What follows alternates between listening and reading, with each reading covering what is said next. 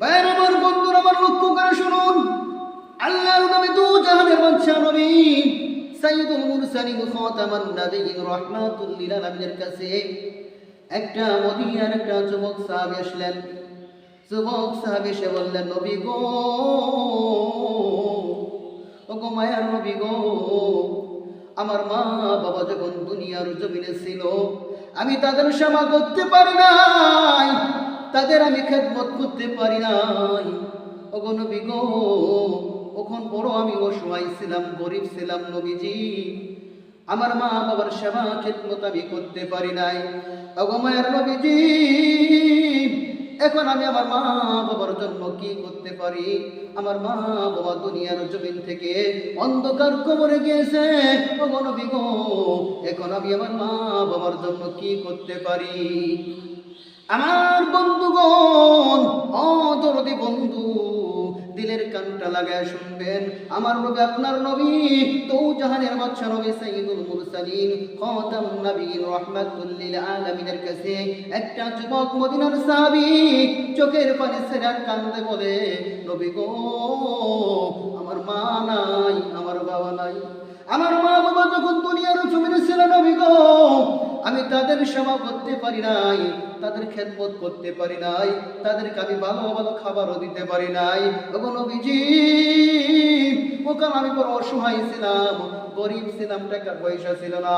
ওগো নবীজি, এখন আমাকে আল্লাহ তাআলা অনেক টাকা পয়সার মালিক বানিয়েছে। আমার বন্ধু, গভীর মনোযোগ দিয়ে শুনবেন। এবার ওই যুবক সাহাবী ডাক দিয়ে বলল, নবী গো, এখন আমি আমার মা বাবার জন্য কি করতে পারি? আমার বন্ধুগণ, দিলের কানটা লাগায় শুনবেন। আমি জানি না কার জানি মা নাই, কার জানি বাবা নাই। বন্ধু, যুবকের দল, দিলের কানটা লাগায় শুনবা। আমি জানি না এই মসজিদের ভিতরে কার জানি মা নাই, কার জানি বাবা নাই। বন্ধু, ওই মদিনার যুবক সাহাবীকে আল্লাহর নবী, আমার নবী, আপনার নবী, দু জাহানের বাদশা নবী, সাইয়্যিদুল মুরসালিন, খাতামুন নবিয়্যিন, রাহমাতুল লিল আলামিন ডাক দিয়ে বললেন, যুবক, তোমার মা বাবা অন্ধকার কবরে, এখন তুমি তোমার মা বাবার জন্য 5টা আমল তোমাকে আমি শিখাই দিব। এই 5টা আমল যদি করো, এই 5টা কাজ যদি করো, তোমার মা বাবা তোমার এই খেদমত তোমার মা বাবা কবরে পাইবে। একবার শুকরে বলেন না সুবহানাল্লাহ। ভাইয়ের আমার, বন্ধুরা আমার, লক্ষ্য করে শুনুন। এবার ওই মদিনার যুবক সাহাবী নবীজিকে চোখের পানি ছেড়ে ডাক দিয়ে বললেন, নবী গো, 1 নম্বর আমি আমার মা বাবার জন্য কি আমল করব? এবার বন্ধু, আমার নবী চোখের পানি ছেড়ে ডাক দিল, যুবক, তুমি যখন তোমার মা বাবার কথা বলেছো, আমি নবীও ছোটবেলায় মা হারাইছি, বাবা হারাইছি। মা বাবার কথা যখন বলো রে যুবক, আমার নবী, আমি নবী চোখের পানি ছেড়ে আসে, আমিও মা হারা, বাবা হারা। এবার মদিনার ওই যুবক সাহাবী ডাক দেব, নবী গো, আমি তাহলে আমার মা বাবার জন্য কি করব? আমার নবী ডাক দিয়ে বলে, যুবক, 1 নম্বর তুমি যে আমলটা করবা, তোমার মা বাবার জন্য বেশি বেশি করে দোয়া করবা। ভাইয়ের আমার, বন্ধুরা আমার, আমার কথা না, কোনো কবির কথা না, এটা আমার নবী, আপনার নবী, দু জাহানের বাদশা নবী, সাইয়্যিদুল মুরসালিন, খাতামুন নবিয়্যিন, রাহমাতুল লিল আলামিন, তার পবিত্র জবান থেকে তিনি বলেছেন, যার মা নাই, যার বাবা নাই, অন্ধকার কবর আছে, ওই মা বাবার জন্য বেশি বেশি করে দোয়া করবেন। বলেন সুবহানাল্লাহ। ভাইয়ের আমার, বন্ধুরা আমার, লক্ষ্য করে শুনুন। এবার ওই মদিনার যুবক সাহাবী ডাকতে বললেন, নবী গো, আমি 2 নম্বর কি কাজ করব? আমার বন্ধুগণ, গভীর মনোযোগ দিয়ে শুনবেন।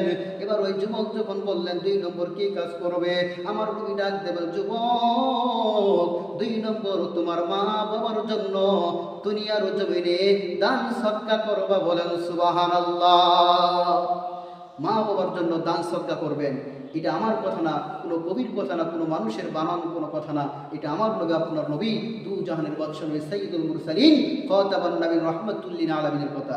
তিনি বলেছেন, যুবক, তোমার মা বাবার জন্য দান সদকা করবা। এই দান সদকা করলে এর মাধ্যমে তোমার মা বাবার কবর আযাব আল্লাহ মাফ করে দিবে। বাবাজি, গভীর মনোযোগ দিয়ে শুনবেন। এবার যুবক ডাক দিয়ে বললেন, নবীজি আমি 3 নম্বর কি আমল করব? এবার আমার নবী, আপনার নবী ডাক দিল, যুবক